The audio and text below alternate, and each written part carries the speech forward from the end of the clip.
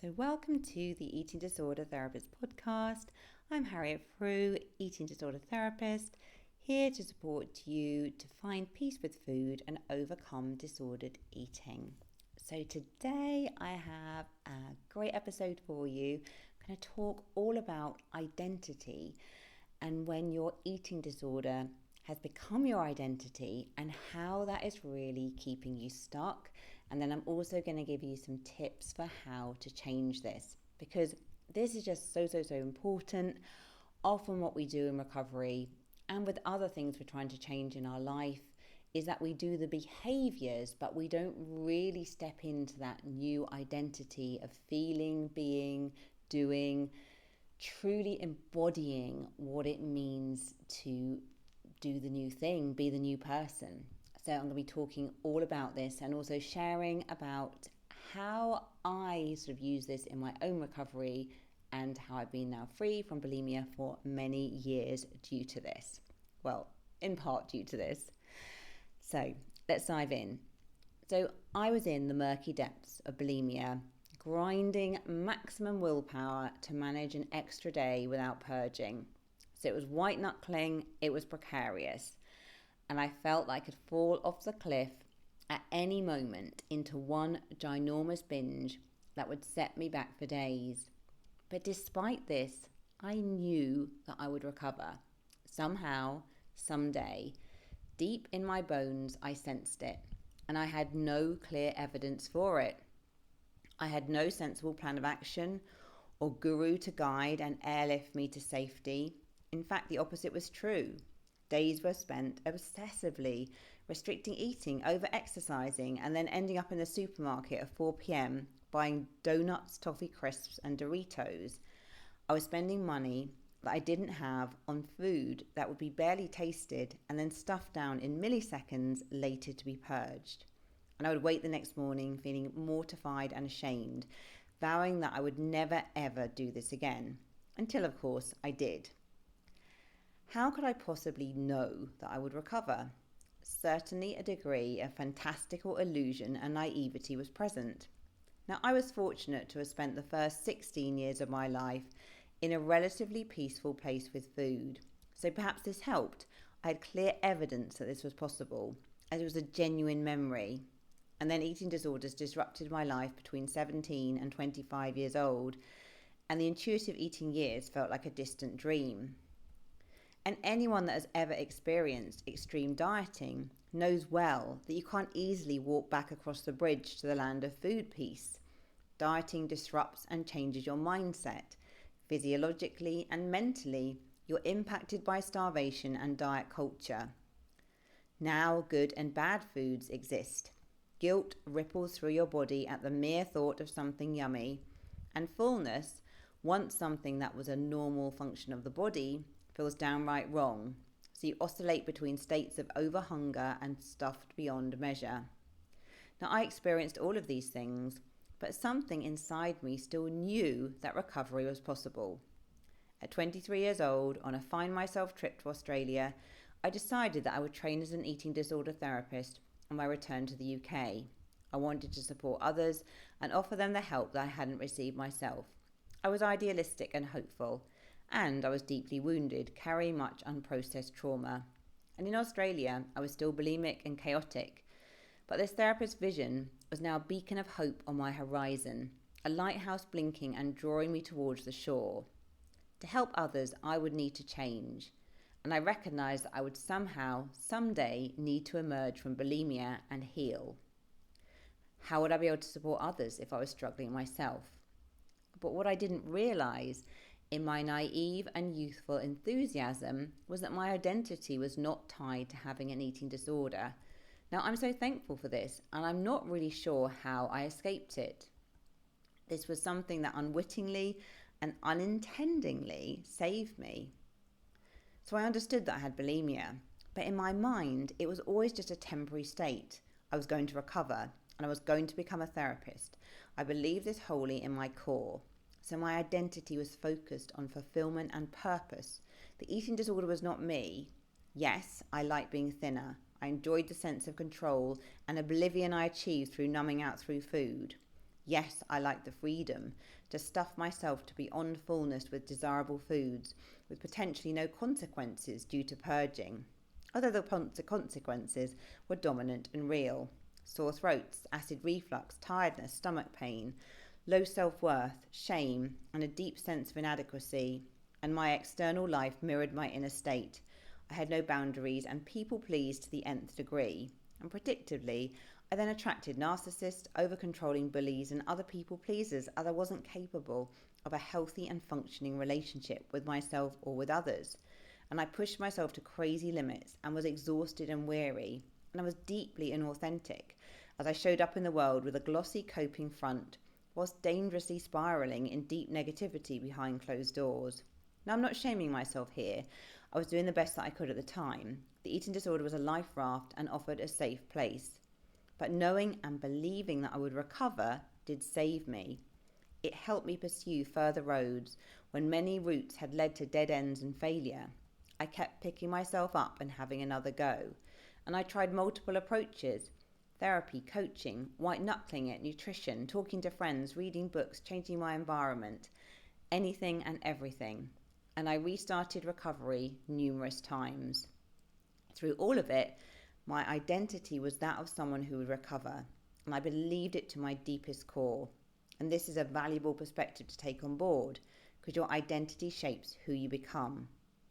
And research shows that people who are successful in giving up smoking tend to identify as a non-smoker, whereas if you identify as a smoker, even when you're not smoking, you're more likely to relapse. So it's not uncommon in the eating disorder space that your identity is strongly linked with your eating disorder. And this is particularly understandable if you were diagnosed at a young age or engaged with professional services when young and impressionable. And you may have been given a diagnostic label as a young teen, and the eating disorder may feel like a part of you. It's been around for so long, it feels safe, known, and predictable. You may not like it, but you don't know who you are without it. And you may be into fitness and be labelled as the healthy one. You may be identified in your friend group as the skinny one. And you may have been praised continuously for your body shape, even though you've been internally struggling. You may derive a great deal of comfort and safety from your identity being interwoven with your eating disorder. You may not know who you are without it. And if you relate to this, offer yourself deep kindness and compassion. The eating disorder has likely been a saviour through difficult times, even if holding you back now. But when your identity becomes unhealthily dependent on your eating disorder diagnosis, this can keep you stuck. It can drive you to unwittingly repeat and perpetuate the destructive cycles which feel so familiar. There is little headspace for hobbies or friendship or pleasure apart from food. The real world blurs into the background, and the eating disorder infiltrates into every aspect of your life, dominating and filling every life crevice. So how to begin to rebuild a new identity and let go of the eating disorder? So this can feel daunting and overwhelming. It can feel that a glaring void exists in your personality. You don't know who you are without it. And although recovery may feel daunting, this can also be an exciting exploratory phase of getting to know yourself. It is a phase of self-understanding, appreciating your inner qualities and acknowledging your strengths and personal preferences. Never mind that you don't know them yet. And there is no right or wrong way to go about this. You're in the driving seat of this process and can take it at your own pace. And simply being creative and experimenting is part of the journey. And you might need to slow down, breathe, and create space for reflection and connection with yourself first. So 3 ways to begin to build identity separate from the eating disorder. Number 1, be inspired. Think about people in your life who inspire and emulate qualities that resonate with your deepest core. This will give you an insight into what matters to you and your personal values. You'll be drawn magnetically towards others sharing similar beliefs and principles. And no one person will share your identical values, but you can gain insight into yourself as you reflect on aspects of their character which ring true for you. Now, I was really inspired in my 20s by Deanne Jade, who set up the National Centre for Eating Disorders. I was really inspired by the life coach, Fiona Harold. I was really inspired by Susan Jeffers, who wrote the book Feel the Fear and Do It Anyway. I was really inspired by people in personal development who are making a difference. And I really thought, I want that for me too. Number 2, think back to your early life. Think back to when you were 10 or 11 years old, in the time before life deeply conditioned you to be a certain way. So back then, what did you enjoy doing? What brought you authentic joy and happiness? How did you spend your time?